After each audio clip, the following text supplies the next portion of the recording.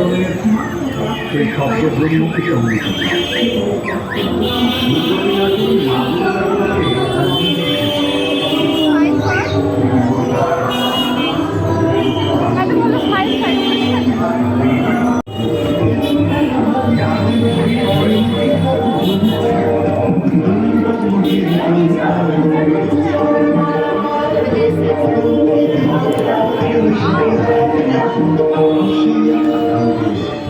December 1930 বিনয় বসু, বাদল গুপ্ত, দীনেশ গুপ্ত সামনে সোজা উঠে গেলেন দোতলায়।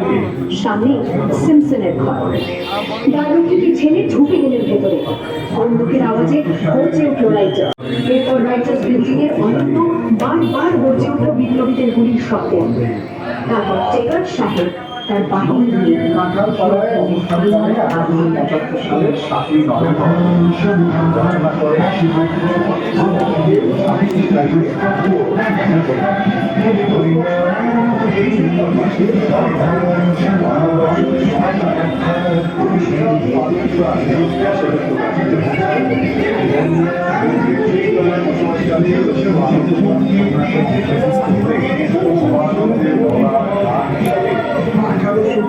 সালের 15ই ডিসেম্বর প্রকাশিত হওয়ার পরই মহাসঙ্গীতে রূপান্তরিত হয় বন্দে মাতরম। এই সম্মোহন শক্তিতেই বিপ্লবীরা বৃত্তকণ্ঠে গেয়েছেন বন্দে মাতরম।